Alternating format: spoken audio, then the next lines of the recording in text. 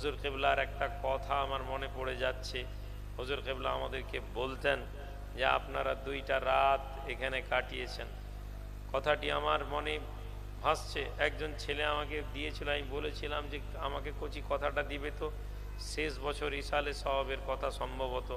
আমি কি আপনাদেরকে হুজুর কিবলার ওই কথাটা শুনিয়ে দিব? আপনারা কি শুনে নেবেন? আমি শুনে নেওয়ার জন্য শুধু নয়, এই কথাকে মনে রাখবেন। এই দরবার শরীফের কথা আপনাদেরকে মনে রাখতে হবে। আল্লাহ পাক আমাদের সকলকে হুজুর কিবলার এই কথাটা স্মরণ থাকার তৌফিক দেন। আমি আপনাদেরকে শোনাচ্ছি, মন দিয়ে শুনবেন আর আপনাদের স্মরণের মধ্যে রেখে দিবেন। এবং আখিরাতে 2 জায়গায় আমাদেরকে যারা দান করেন, আমি আল্লাহ পাকের লাখ কোটি শুকরিয়া আদা করতেছি, যিনি মানুষদের অন্তরের ভিতরে এই মজলিসের প্রতি দিয়েছেন। বিভিন্ন জেলা থেকে, বিভিন্ন জায়গা থেকে মানুষজন এসেছেন। বিশেষত সবাই মিলে কষ্ট করে চুপ করে বসে থেকে শুনেছেন। গতকাল বিহার থেকে একজন পীরজাদা এসেছিলেন। তিনি বললেন, আমি অবাক হয়ে গেলাম দেখে এই মজলিসটা একটা মেয়ের দেখা নেই এখানে। আলহামদুলিল্লাহ, আমি মেয়েদেরকে বারণ করি যে তোমরা এসো না।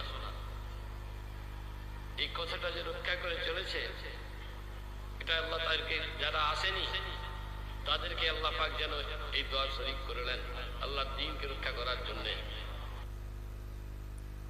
আমি আপনাদেরকে এটা শুনিয়ে দিলাম এই জন্য, অনেক বড় বয়ান, কিন্তু এই কথাটা, এই দরবারকে হুজুর কিবলা সব সময় এই কথা বলেছেন, আল্লাহ এই দরবারকে আপনি কোরআন এবং সুন্নাহর আলোয় আলোকিত করে দিন। এই দোয়া হুজুর কিবলার ছিল।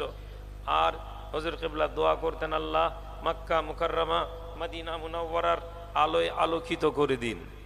এই 2টি দোয়াকে বুঝলে আপনার জীবনে বিশ্বাস এবং ওসুলের বিষয় হয়ে যাবে।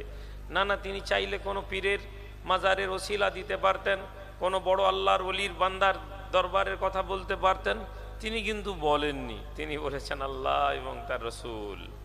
তাহলে বিশ্বাসের জায়গায় যেন আমাদের এইটা না শেষ হয়ে যায় ভাইয়েরা, যে আমরা এখানে এসেছি, অনেক বড় আল্লাহর ওলির মাজার আছে, আমাদের পীর মুর্শিদ অনেক বড় ওলি আল্লাহ ছিলেন, কিন্তু তিনি আমাদেরকে কি দিয়ে গিয়েছেন, তিনি আমাদেরকে কি শিখিয়ে গিয়েছেন? আল্লাহ। তাহলে আমরা যারা পীরপন্থী, আমাদের অন্তরে আমরা সবচেয়ে বেশি তৌহিদপন্থী, কিন্তু আমরা এটাকে বুঝতে পারি না। তাহলে আপনার এবং আমার অন্তরে যেন আল্লাহ পাক ছাড়া অন্তরে আর কেউ না থাকে।